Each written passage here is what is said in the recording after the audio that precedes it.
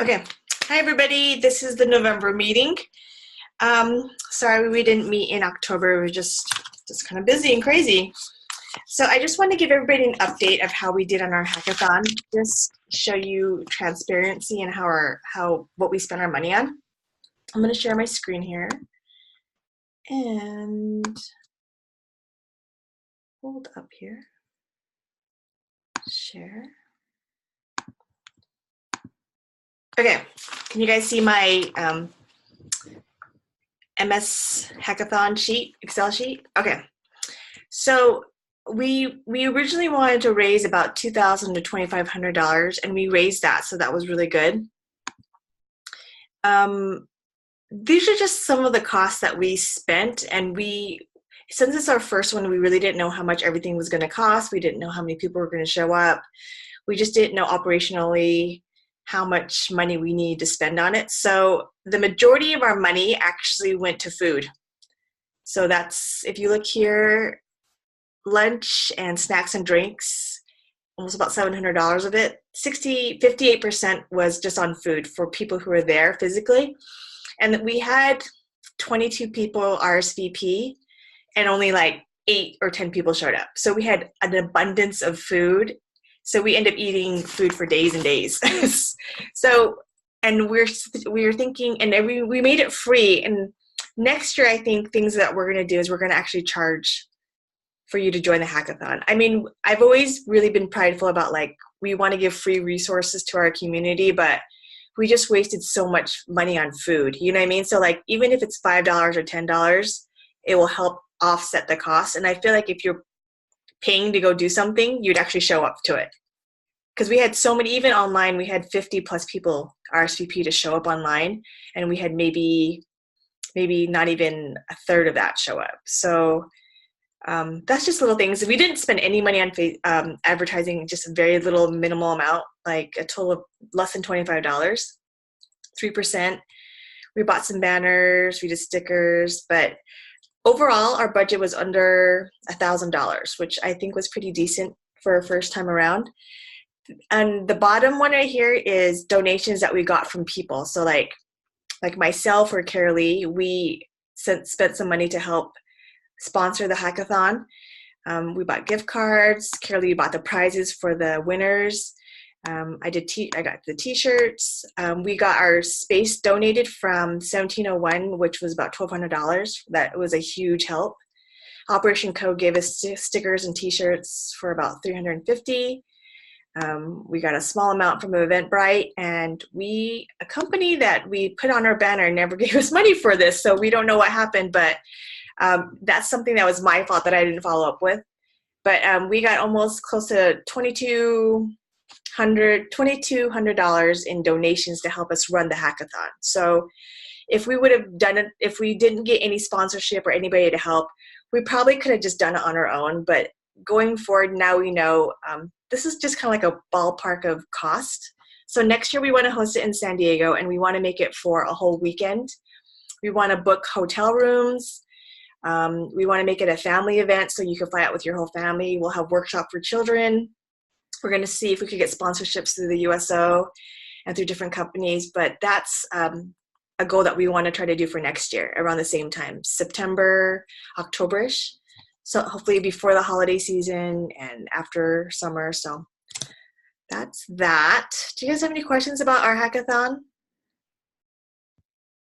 Did anybody, Linda, you joined virtually. What did you think of it?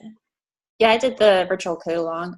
It was really good. I just feel like it went a little fast to really pick up on things, like the whole working. If you've never done like GitHub before, that was a little confusing. And if my husband wasn't here, I'd have been totally lost kind of thing. But it was a good intro to like different things. I was thinking about that too, because I think when you're not used to something, you don't realize how hard it is until you've done it the first time. Does that make sense? Like, it's hard to... I'm like, whoa, what'd you do? Yeah.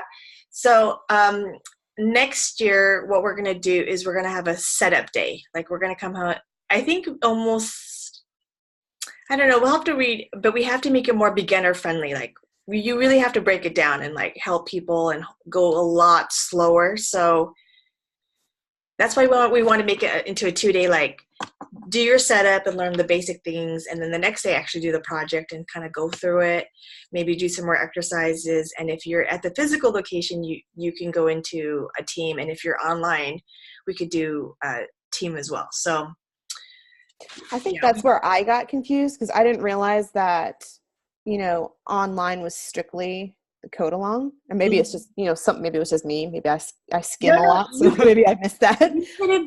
You could join virtually as a team too, but the tough thing is that you're just working virtually just with your team, and then you would present at the very end of the hackathon, and that was confusing because we didn't explain it very well. Yeah, that's where I got confused too. I think more detailed instructions, or maybe to provide a way, like, doing Zoom meetings, have everybody do a Zoom meeting, as a team, to do that virtually. Because if we could figure out how to get that to work, we might have like a really great turnout. Yeah, exactly. Or you could have different rooms for different teams, and you could go into different rooms and see what they're doing, Yeah, that's really cool too. Yeah, just to see, even if you're not participating, at least you could kind of see how it goes, because some people just like to watch and see what they're doing. So yeah, it's especially if you've never done anything like that. I think that's a good idea. That's especially version 2.0 or 3.0 exactly. In the future. We're hoping to do it, but I'm really glad that we did a physical location as well, only because it was helpful for us to be in the same room. And I felt bad for you, Carly, because you're the only one that wasn't there. And we're like, what's going on? And we're like, she's confused. And we're like, why is she so confused? But then you were talking about something completely different. Yeah, I don't know where I was. That's the story of my life right now. So next year we're hoping to make it into like more of a family weekend event. Like, you bring your whole family down. If you have children, then they'll have children events, and maybe you could learn something with your spouse, or you could just do something on your own, but just to make it more for the family. And so you guys could go away for the weekend and kind of have like a little mini vacation / doing some fun coding. So we're still working it out, and I'm not even going to look at venues or hotels until after the holiday season, only because I'm just tired. I just need a break, and so I'm going to do it next year. January we'll hit the ground running, and we'll start looking at places to do this. But that's that. So the only other thing I wanted to talk about is everybody's gonna probably be really busy for the holiday season, so we just kind of need to slow down. Jen was thinking, last year we talked about teaching a code.org course called CS Principles, and it's pretty much what the high school seniors do for computer science AP class. It's pretty much an AP course built on computer science principles, and it's free curriculum. It's already built out, and they use this to get tested on AP computer science. So it takes about a year. I remember maybe a year ago we talked about, hey, does anybody want to do this? But everybody was doing the Grow with Google scholarship, so everybody was busy, and I don't know if anybody wants to do it, and I don't know if anybody has time to run it, because Jen was thinking of doing it. I could help, but I can't run it. That's another thing. Like, I'm happy to support, but I can't. Like, I could help field questions, but I can't run the class or the curriculum. And then I wanted to talk about it's just really busy. And Carly, I know you're in school and you've done a great job with our Facebook group, but do you need a break? Well, my semester ends here in a couple weeks. Okay, I guess I should have asked you this before the semester. No, it's okay. Well, John and I both have been super busy, and I know Autumn has been really stressed out too. I know because she's not officially, she helps a lot with the Code and Coffees as well. So the three of us have been actually pretty slammed. But we've got two Code and Coffees basically set up for January and February. I think we've got them slotted for January and February, and we think we're probably going to skip December. Just it's too late in November. You'd have a very small turnout because people are just really busy with holiday season. Yeah. It's yeah, exactly. I don't even bother exactly. I don't even bother for November and December. Like, if you were Yeah. going to do one, it would have to be before, like, this week, because it's things. Yeah. You know what I mean? So there's no point. Yeah, that's what we thought too. So probably in January, it looks like we'll have a Code and Coffee with Microsoft. Yes, Yeah, with Microsoft. that's With right. their military, with their military group. Jen Perry's heading that up, which is when she's been messaging me about it, and I'm like, oh my God, that's amazing. Yes, absolutely. And then Autumn got in contact with another woman from, I forget. Oh, I saw that, but I don't know who it is. I remember what I can't remember her name. Oh, she created Develop Her.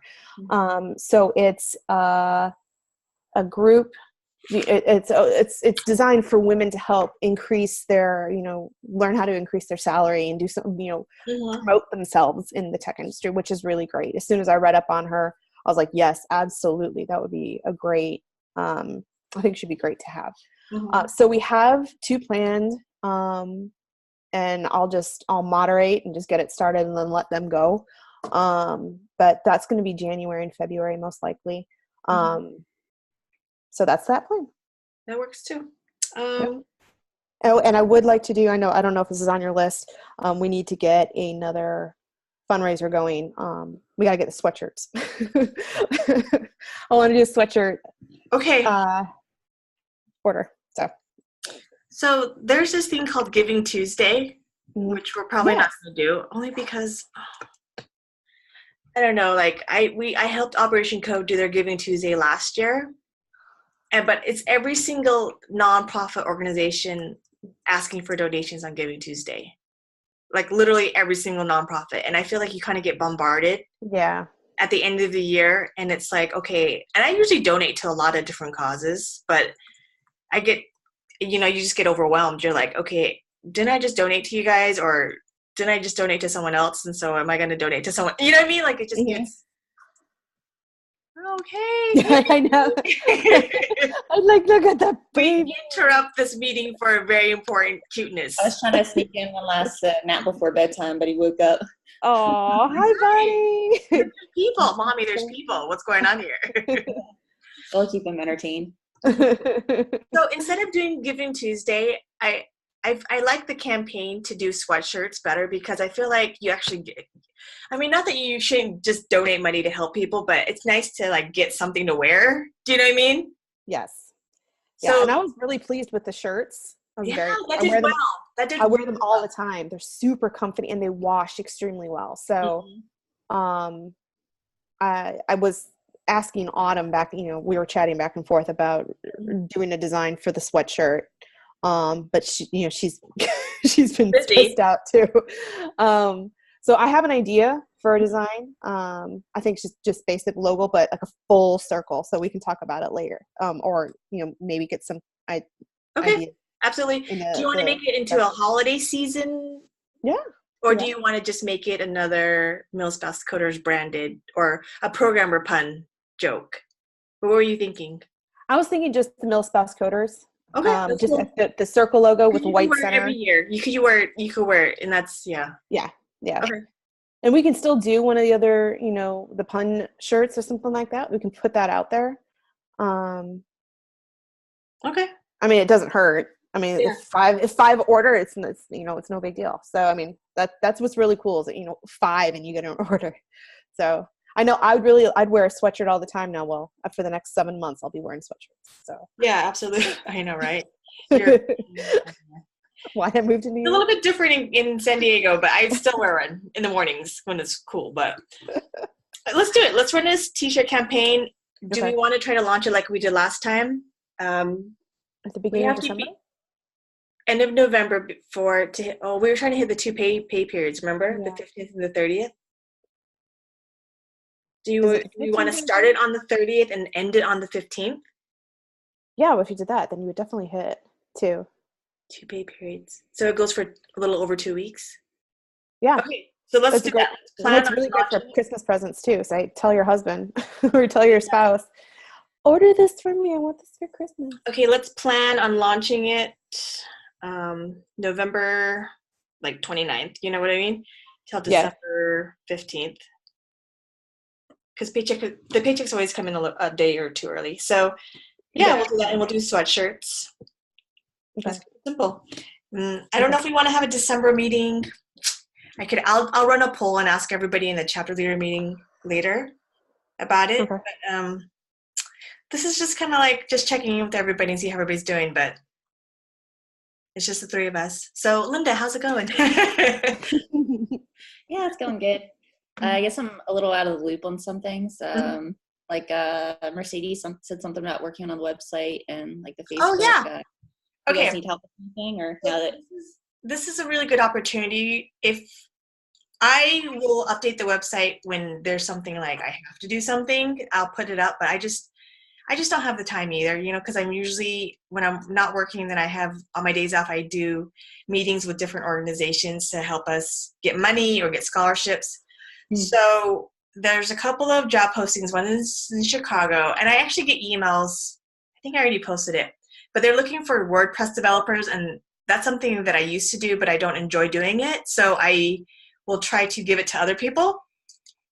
But if you want experience on learning how to update and work on a running site, we have one. Our Millspouse Cutters website is on WordPress.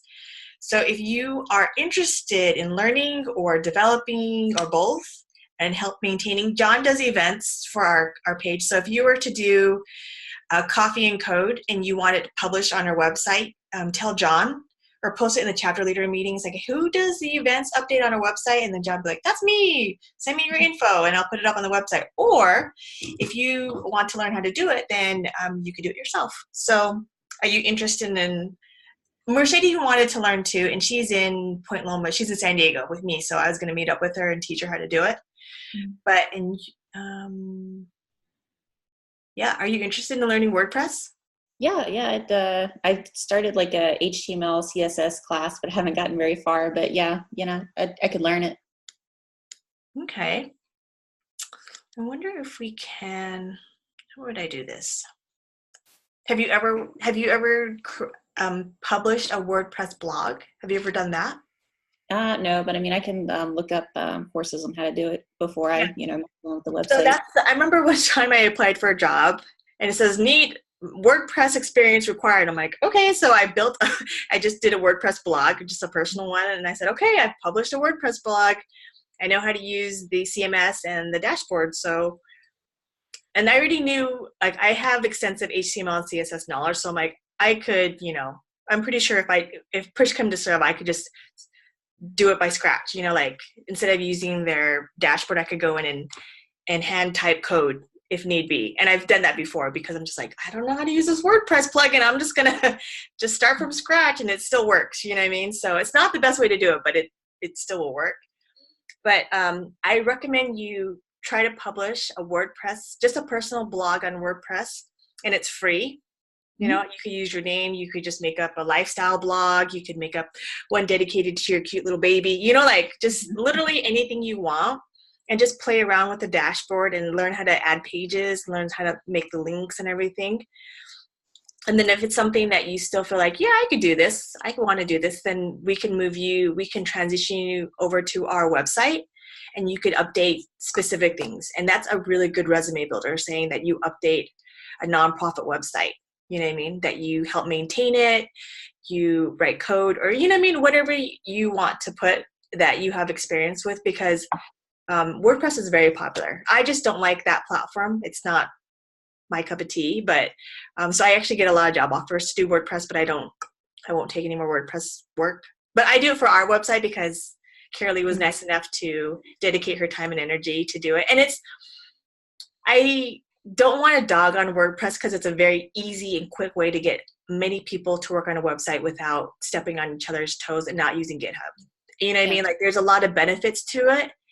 I just personally don't prefer that platform, but some people love it. You know what I mean? And I thought I would love it after doing it for a while, and I ended up hating it more. The more I worked in it, the more I hated it. So I'm just like, I need to get out. I can't do this anymore. So. And what about the Facebook stuff? Does Carly need help with that, or? Yeah, Carly. Well, all I've been doing is mostly just answering questions whenever possible, but it's mostly just letting people Accepting into new the people, group. right? Accepting new people. Yeah. Saying hi to them. Yeah, and saying hi and welcoming them to group or asking, You know what? Our group has been so good, Carly. Have you noticed that? People are like, hi. They've been super good. I was like, I'm in a lot of groups, and I've been in a lot of groups. I'm like, we've got some really well-behaved people. And really friendly people. Really, too. really friendly. Yeah. Yeah. Everybody seems to be, really putting stuff out there. I mean, there's not a lot of questions. I noticed that too. So like I just post, or is it just automatically go in? When we post? No, if people post the group, is it automatically post, or do you guys approve it first? No, it automatically posts. Automatically, yeah. It's only on our main Facebook page that if people try to post something, it goes to like a sidebar area. It doesn't go to the main post. And then I'd have to repost it. Yeah. So, but our group, we've never had to like monitor posts because people aren't snarky. You know what I mean? We've never had anybody that's goes off the rails. People have been really nice. So, no, I've never had to like shut that option down. So that's really nice. That's a good sign. You know what I mean? That it's a very good sign. Yeah. Yeah. Like every now and then I think lately I've been the only person who's been posting code questions. Like I posted one today. Help me fix my Java, my game. No, everybody's been great. And all I've been really doing, I think I've gone a couple days without accepting people in, but I'm usually on Facebook here and there, and I get those notifications right away. So, yeah, if anybody else wants to, if you want to help out, Linda, then sure. Yeah, I can help out with that. Okay, cool. I'm gonna have to friend request you, and then I'll make you a moderator. Okay, so let me add that to my list. Linda, moderator. Of course, you of all people would break it. And that's my son. I don't mind having lots of moderators because I feel like it's good to have, like when people are busy and you're on, then you could accept. So the only thing, Carly, what do you do when you accept? I haven't accepted new people for a while because I've just been busy. But what do you go in and do? Normally, what I do, there'll be a message up at the top. They're saying, about a couple notifications, or a couple of people have requested to join the group. I'll click on the individual, make sure they've answered the questions, regarding where they're located or where they're currently stationed, and what branch of the military they're in. There was one, I think another group requested. I saw that too. And I'm just that's not how it works. Yeah, and I'm like, I got rid of them. I left it there for a second. Group into a new group. That's not what we do here. Yeah. Because one, they didn't answer the questions, and two, I was like, you're another group. That's no. Yeah. The military spouse one, like I manage that page too, and I stalk their Facebook to see if they're actually posting about military stuff or another kind of thing. Yeah, that's basically exactly what I do. Just make sure they're legit and they're not doing anything, scary or anything like that. So make sure they're real. We haven't kicked anybody. We have yet to ever have to kick anybody out yet. Knock on wood. I probably jinx us saying that. But we haven't had to kick anybody out. I haven't had to even talk to anybody about, I take it back. I've talked to one person once about being rude to, because someone asked a question and they're like, this is not the place where you ask that type of question. You should go to Stack Overflow. And I'm like, no. Where you ask questions, because Stack Overflow is really intimidating. How it is. I don't feel comfortable asking questions. I've never asked a question. I've gotten all my answers there, but I personally have never asked a question on Stack Overflow. So if you don't feel comfortable asking a question, this is where you would ask that question. And then I would go to Stack Overflow and find the answer for you and link it in. You know what I mean? Exactly. Yeah, I agree. Yeah. But yeah, for the other group, we had a November meeting and no one showed up. So I'm not really looking to do any code and coffees in this area for a while. So if I can help in another way, that'd be great. Yeah, absolutely. And it's kind of tough sometimes. I don't know how. I guess the best way is it's really difficult for people to get started. And like Carolee, she was mentioning, she met a spouse group, and as soon as she said the word code, people just shut down. They're just like, oh no, we don't know. That's for boys. Girls don't code. Or it was just really weird. But they just other people. Yeah. They just felt very intimidated by. My lighting is really horrible in here. I'm sorry. really intimidated. So we have to use more beginner-friendly terms like, hey, how to maintain your own personal lifestyle blog, or your parenting blog, or how to maintain your own work website or your company website, things like that, to like, oh, I could do that. I already kind of do that, you know, or like how to build really great social media graphics, things that are very non-threatening and non-intimidating. So we're going to be in the Military Family Magazine next month. And so I think that's kind of a good way for us to be, that we seem more friendly. Like we're a bunch of moms, women who code, but we don't look like super intimidating. You know what I mean? Like, I think it's the way that's the perception of it. So yeah, I don't know how to make it more friendlier than we already are. And maybe I'm not looking at it a different viewpoint, because if you're already in it, you like it already. Does that make sense? Like you've already had an interest in it, you kind of already liked it, or you've already dabbled. But if you've never dabbled and you want to, but you're really intimidated and you just kind of want to just hang out in the groups and just see what's going on, how do we make it? I think it's been great for networking too. Oh my gosh. Yeah. That's been fantastic. Yeah, I'm actually really happy now. Like lately, people are like, most coders. Oh, and the Microsoft thing. I'm going to mention something real quick. Mm-hmm. So they're watching us. Microsoft is watching us. Ooh. And they have their, what is that computer software systems? Carly, what is it again? Oh, gosh, I can't remember. It's not web development. It's like cybersecurity-ish. Yeah. IT specialist. I'm using the wrong verbiage. I know I am. It's dealing with, I want to say it's more of the IT side of Microsoft, and you get certification, you go through a program, and it's aimed at military spouses. Is that the pilot program they're doing in, was it Seattle? Correct. Yes. Okay. And now they want to they're slowly moving into web development.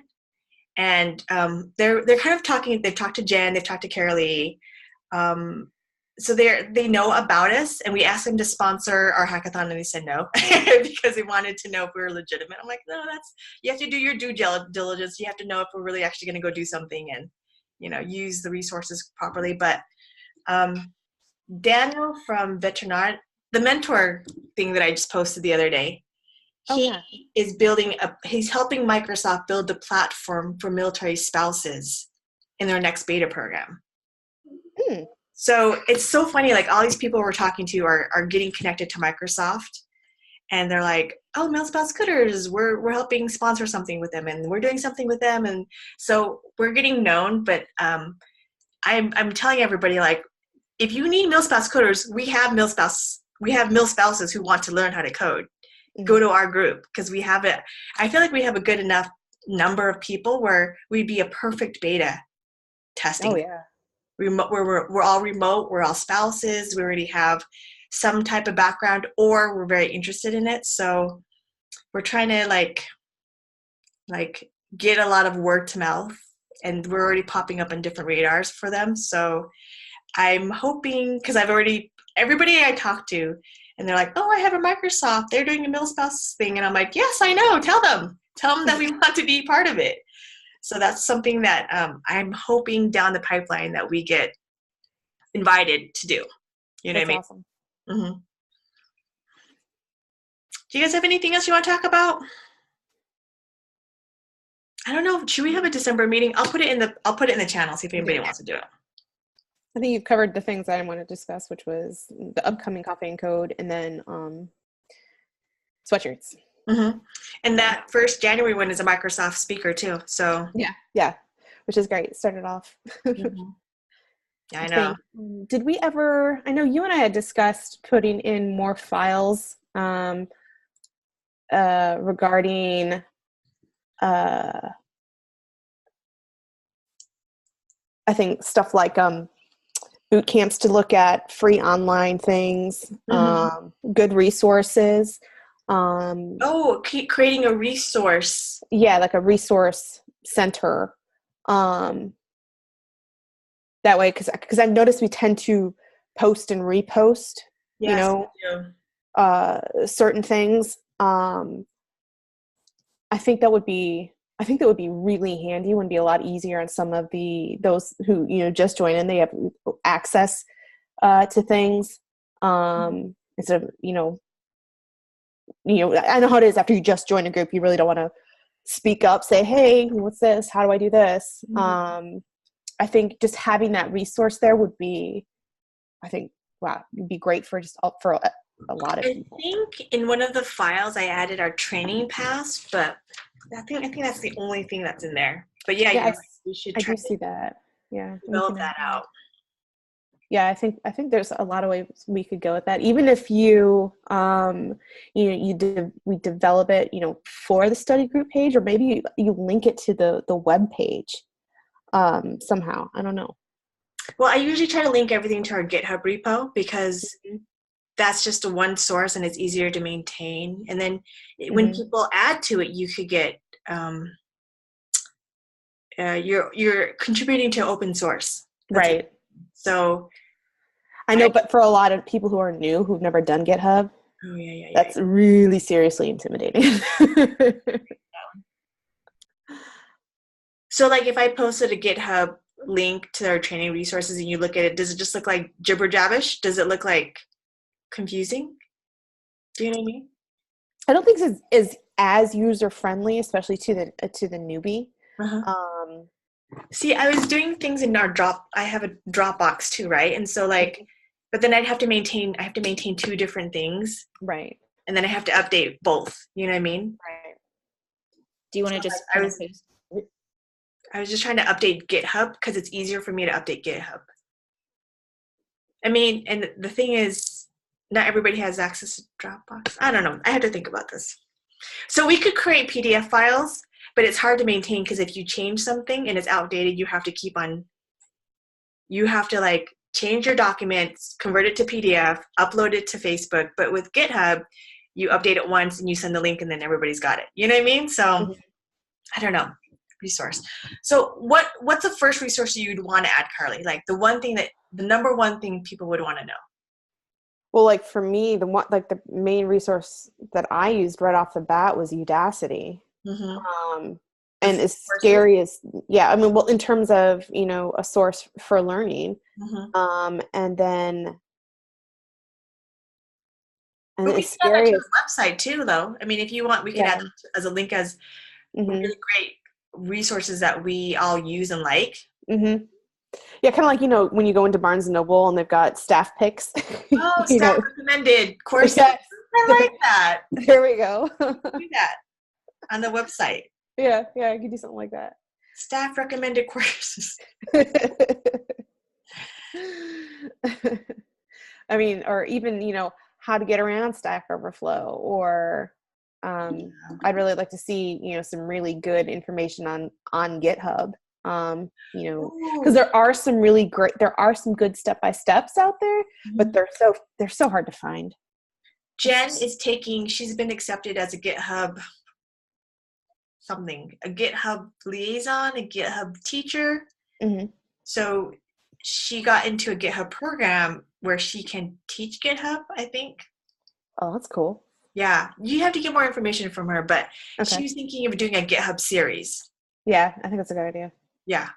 Because it's not, I still struggle with branching and, And so, I was hoping, if we ever do, I'm sorry, this is going to be a short one, but it's not. Anyways, so we're talking about doing video content. Like, Autumn has this really great idea of, creating content for our community. And we were talking, there's so much out there anyway that's really good.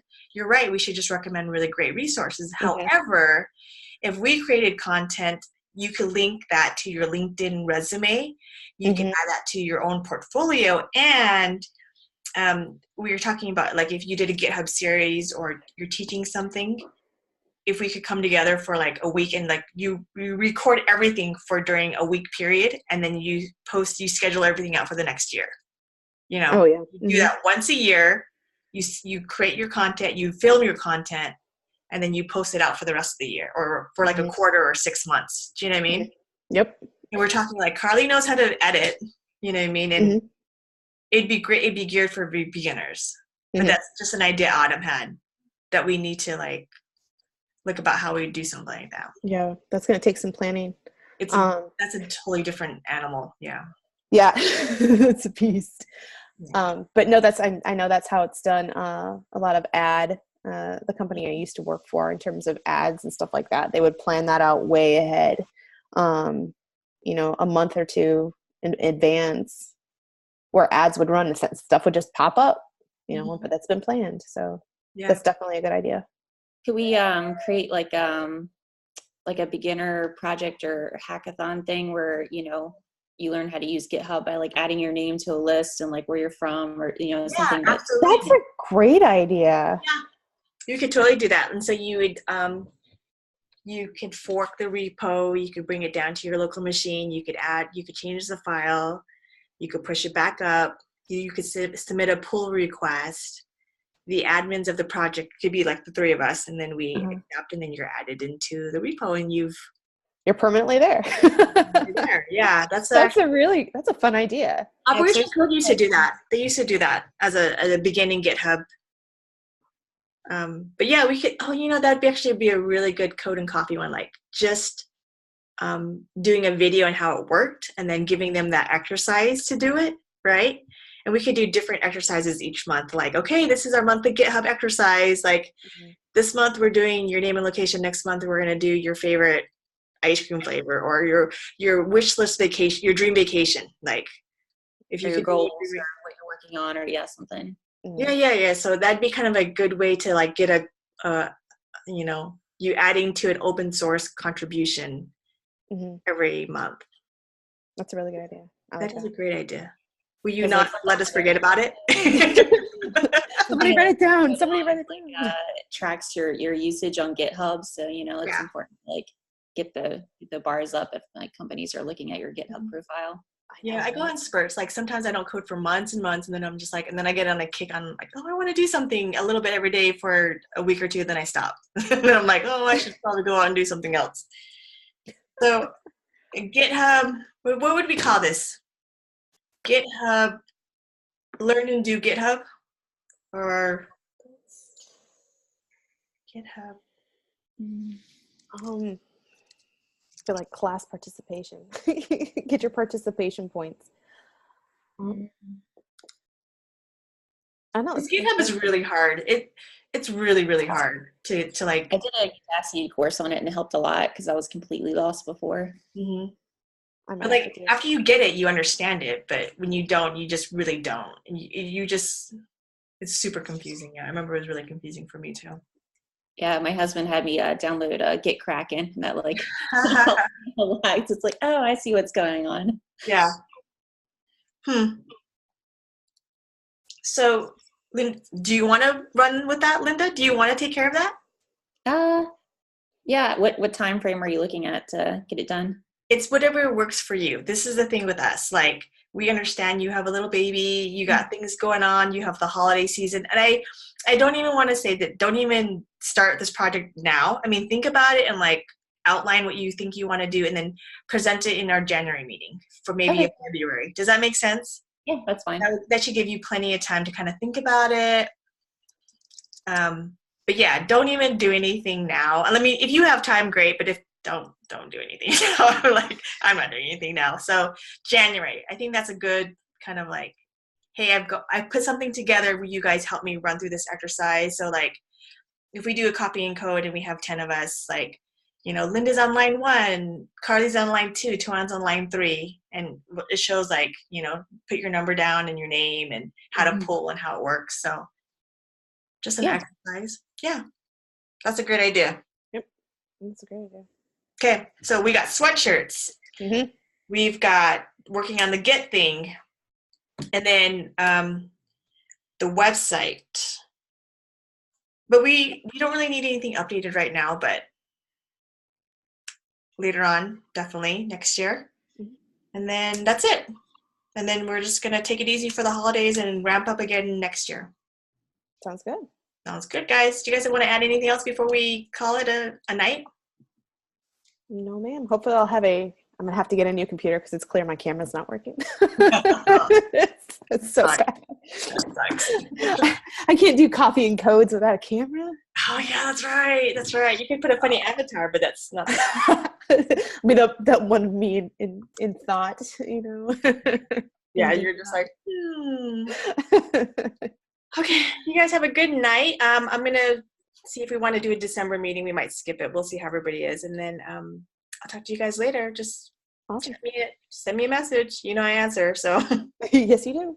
okay. Bye guys. Thanks, Good night. Bye, Linda.